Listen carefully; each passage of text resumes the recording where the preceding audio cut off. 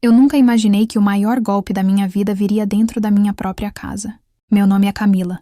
Tenho 33 anos e moro em Campinas, no estado de São Paulo. Sempre trabalhei duro. Enquanto muitas pessoas passavam os fins de semana descansando, eu fazia plantões extras, aceitava trabalhos temporários e economizava cada centavo.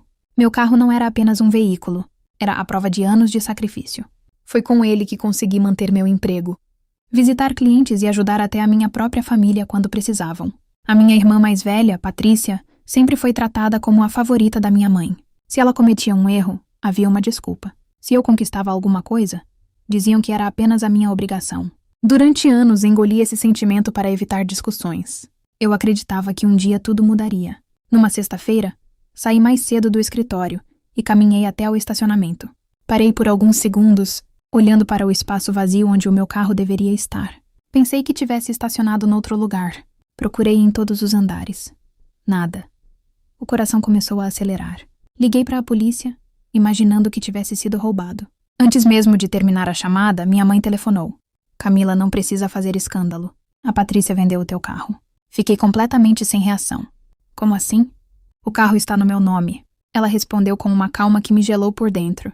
Ela precisava mais dele do que tu. Estava cheia de dívidas. Foi a melhor decisão para a família.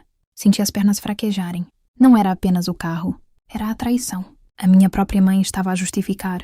Um crime como se fosse um simples favor entre irmãs. Corri para casa. Encontrei a Patrícia sentada no sofá, mexendo no telemóvel como se nada tivesse acontecido. Quando perguntei onde estava o dinheiro da venda, ela apenas deu um sorriso de canto. Já foi usado. Resolveu vários problemas. Olhei para a minha mãe esperando que, pelo menos naquele momento, ela reconhecesse que aquilo estava errado, mas ela cruzou os braços e repetiu, sem demonstrar o menor arrependimento. Família vem em primeiro lugar.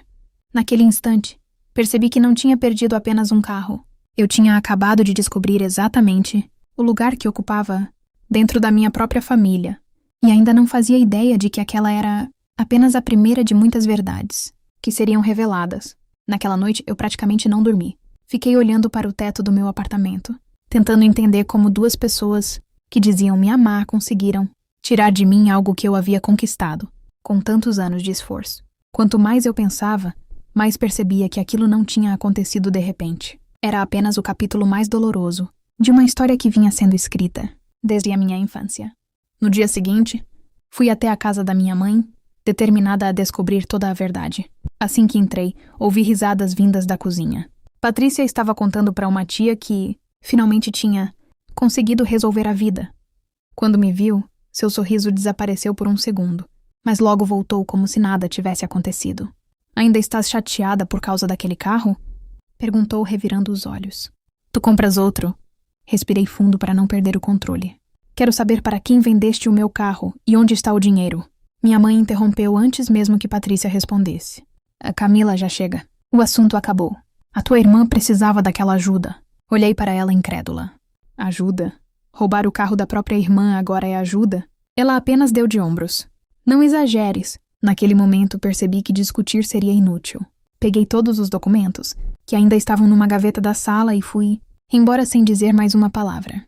Passei o resto do dia organizando papéis antigos. Foi então que encontrei mensagens, recibos e até comprovantes de transferências que eu havia feito durante anos para ajudar a minha família. Eu tinha pago contas de luz, parcelas atrasadas, remédios da minha mãe e até uma parte da faculdade do filho da Patrícia. Sempre que alguém precisava, era para mim que ligavam. E mesmo depois de tudo isso, bastou a minha irmã querer dinheiro para decidir em vender o que era meu. Enquanto separava aqueles documentos, recebi uma ligação de um número desconhecido.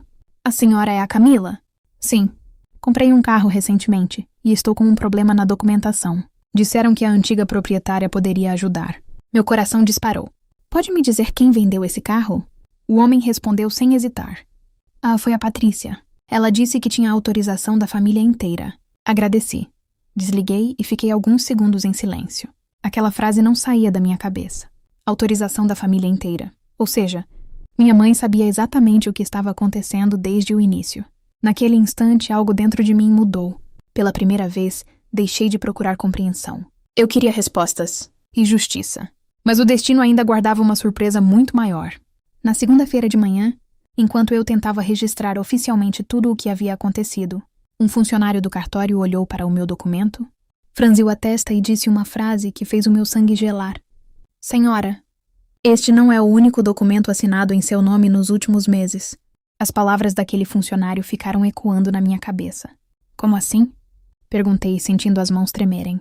Ele virou o monitor discretamente na minha direção e explicou que, alguns meses antes, haviam sido registrados outros documentos utilizando os meus dados.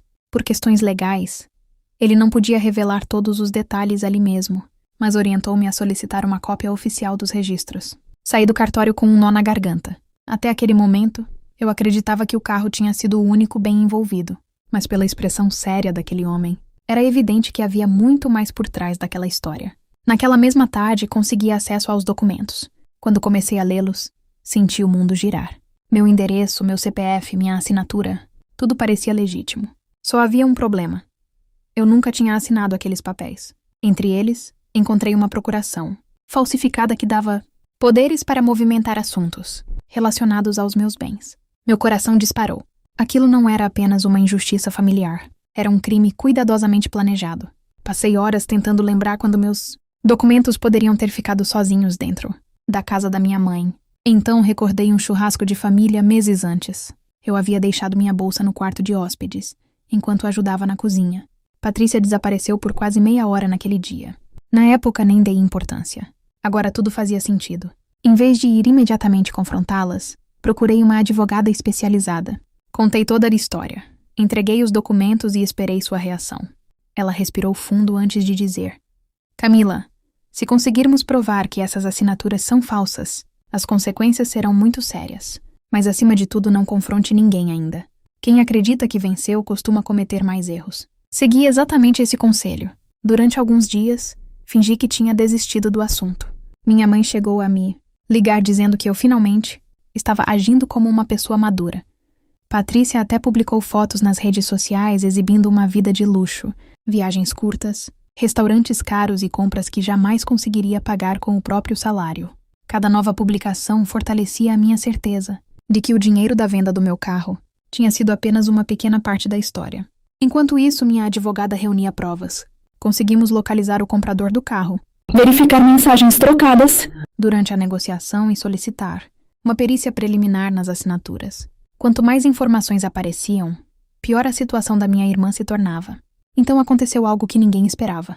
O comprador do carro aceitou conversar comigo pessoalmente. Nos encontramos em um café discreto no centro de Campinas. Eu estava nervosa, mas ele parecia ainda mais desconfortável. Depois de alguns minutos de conversa, ele tirou o celular do bolso. Acho que você precisa ver isto. Era um vídeo gravado pela câmera de segurança do escritório onde a venda foi concluída. Quando a gravação começou, vi Patrícia assinando os documentos sorrindo. Minha mãe estava ao lado dela o tempo inteiro, acompanhando cada etapa da negociação. Em determinado momento, ouvi claramente minha mãe dizer: Assina logo. A Camila nunca vai descobrir. Senti um frio percorrer todo o meu corpo. Durante anos, tentei convencer a mim mesma de que minha mãe apenas protegia a filha favorita, mas aquele vídeo destruía qualquer dúvida.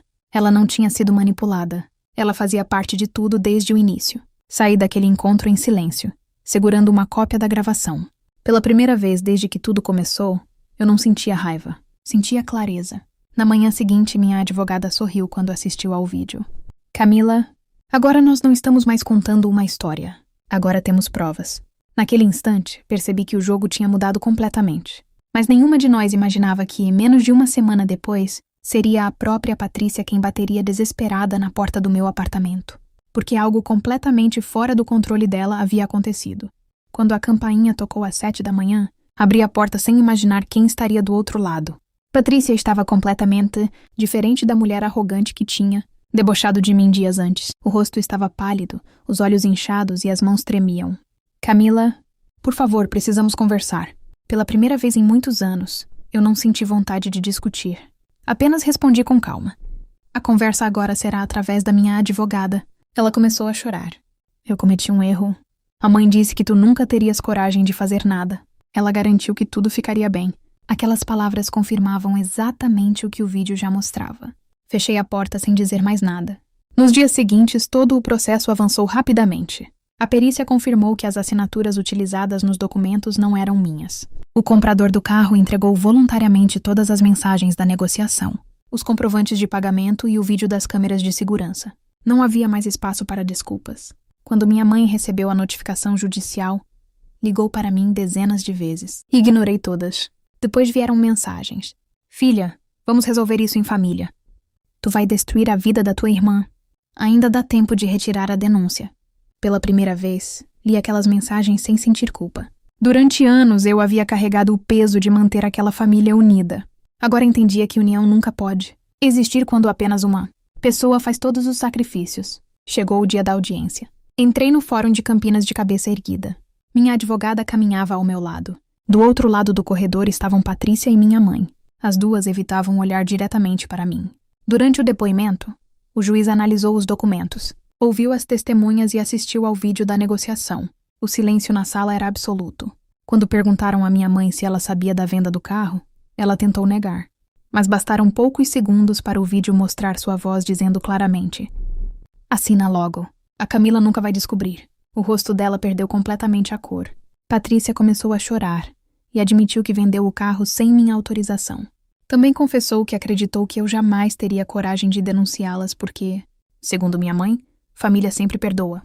Naquele instante, percebi que aquela frase tinha guiado toda a minha vida. Família vem em primeiro lugar. Durante anos eu acreditei nisso, até entender que respeito, honestidade e responsabilidade também deveriam vir em primeiro lugar. A decisão foi favorável para mim. O juiz determinou a responsabilização pelos atos praticados, reconheceu que houve fraude e garantiu que eu fosse indenizada pelos prejuízos financeiros sofridos. Além disso, os documentos falsificados foram oficialmente anulados. Algumas semanas depois, consegui comprar outro carro. Desta vez, quando recebi as chaves, senti algo muito maior do que felicidade. Senti liberdade. Pouco tempo depois, recebi uma ligação de uma tia. A tua mãe quer falar contigo. Ela diz que está arrependida. Respirei fundo antes de responder. Arrependimento não apaga escolhas. Ela insistiu. Mas vocês são uma família? Olhei pela janela do meu apartamento, lembrando de todas as noites em que chorei sozinha, de todas as vezes que trabalhei até a exaustão para ajudar pessoas que nunca fariam o mesmo por mim. Então respondi: família é quem protege, não quem rouba. Desliguei o telefone. Meses depois, ouvi dizer que Patrícia precisou vender vários bens para cumprir as determinações da justiça. Minha mãe passou a viver isolada, porque muitos parentes descobriram a verdade através do processo. Pela primeira vez, ninguém conseguiu transformar-me na vilã da história. Eu segui em frente. Consegui uma promoção no trabalho, mudei para um apartamento melhor e comecei a viajar pelo Brasil, realizando sonhos que durante anos adiei para resolver os problemas dos outros. Hoje, quando alguém me pergunta qual foi a maior lição da minha vida, respondo sem hesitar: quem exige que você aceite injustiças em nome da família não está defendendo a família. Está apenas tentando proteger quem escolheu fazer o errado. Se eu tivesse permanecido em silêncio naquele dia, não teria perdido apenas um carro. Teria perdido o respeito por mim mesma. E foi justamente quando parei de aceitar ser tratada como a filha que sempre precisava ceder que finalmente encontrei algo muito mais valioso do que qualquer bem material. A minha dignidade, a minha paz e a coragem de nunca mais permitir que ninguém decidisse o meu valor por mim. Se você chegou até aqui, quero que guarde uma coisa no coração. Durante muito tempo, eu pensei que amar a minha família significava aceitar qualquer humilhação, mas aprendi da forma mais difícil que amor sem respeito não é amor. É apenas controle. Perdoar é uma escolha. Permitir que continue machucando você, não. Hoje eu vivo em paz, não porque tudo foi esquecido, mas porque finalmente escolhi respeitar a mim mesma. E agora eu quero saber de você. O que você teria feito no meu lugar? Você teria denunciado a própria família? Ou teria permanecido em silêncio? Escreva a sua opinião nos comentários. Eu prometo ler cada mensagem. E se esta história tocou o seu coração, compartilhe com alguém que também precisa lembrar que ninguém deve aceitar uma injustiça apenas porque ela vem da própria família.